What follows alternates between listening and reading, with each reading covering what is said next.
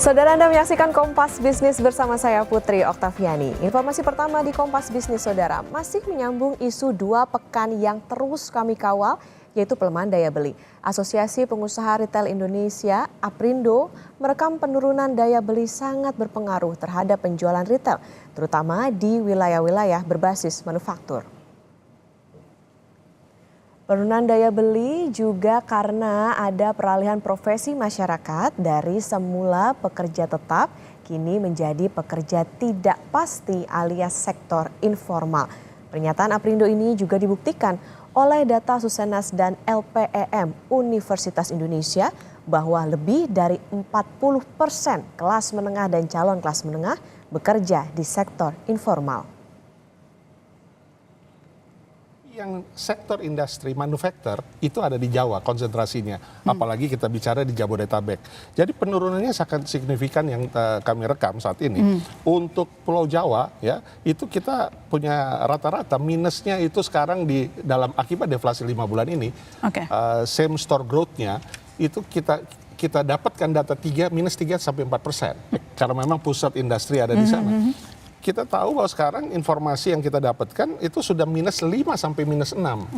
Ya, sales same growth-nya. Nah, apa artinya? Artinya berarti ada pengurangan basket size yang merupakan productivity daripada sektor retail yang bermula diawali dengan daya beli yang menurun ya. Nah, dari kondisi itu kita sudah tahu bahwa ada peralihan dari pekerjaan formal yang memang gaji tetap, kemudian belanja tetap juga, sekarang menjadi kerjaan yang informal, ya, sektor jasa, yang gajinya atau income-nya juga tidak tetap, sehingga belanjanya juga tidak tetap. Itu yang mengurangi produktivitas di retail dan berdampak kepada manufaktur. Pernyataan APRindo yang bilang bahwa penjualan retail tergerus deflasi juga dikuatkan oleh kondisi di lapangan, Saudara.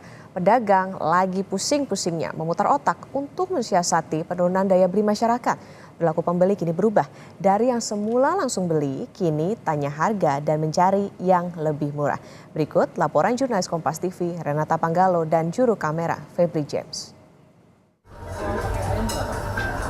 Kalau sama ayam, kalau paha 20, kalau daging 20. Kalau pakai telur, ini 10.000. Pakai murah ya.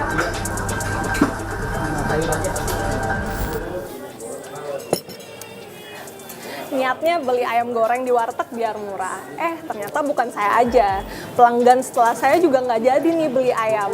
Sepertinya daya beli masyarakat akhir-akhir ini lagi nggak baik-baik aja.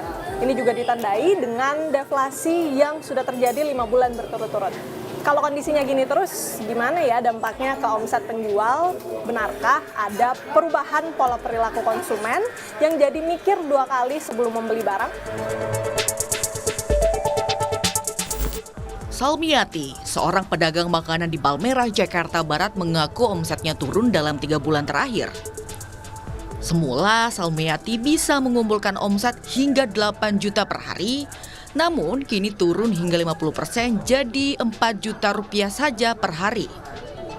Salmiati bilang saat akan makan, kini pembeli mayoritas memilih menu yang lebih murah, seperti paket makanan dengan rentang harga Rp10.000 hingga Rp12.000. Iya, kadang-kadang mereka tuh paling beli nasi rames, nasi paket gitu 10.000 gitu. Kebanyakannya gitu anak-anak, ibu beli paket 10.000. Kita kan itu aja seikhlas kita ya mau dikasih apa gitu. Kadang-kadang kalau dapet orderan tuh ibu minta paket 12.000 atau bungkus gitu berapa puluh bungkus gitu. Kalau dulu mah 35 nasi ayam dibayar, sop iga berapa dibayar. Sekarang kayaknya menurun banget.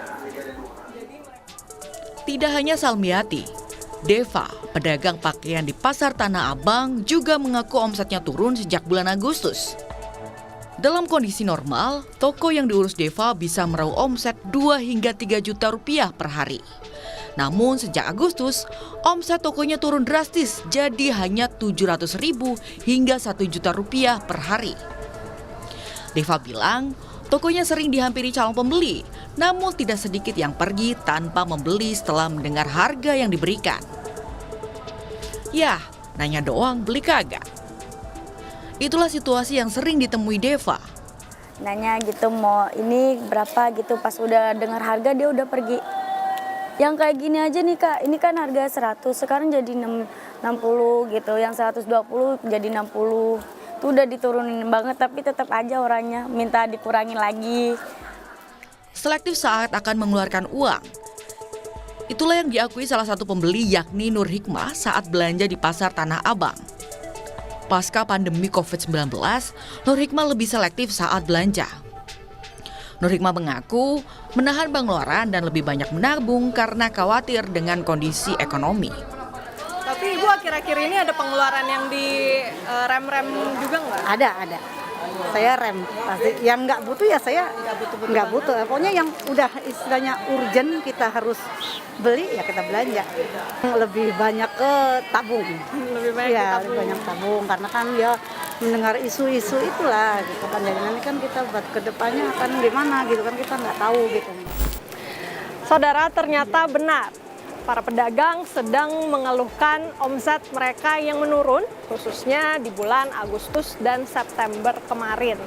Pedagang juga bilang ternyata pola perilaku konsumsi dari masyarakat ini juga bergeser. Mereka cenderung memilih opsi barang yang lebih murah.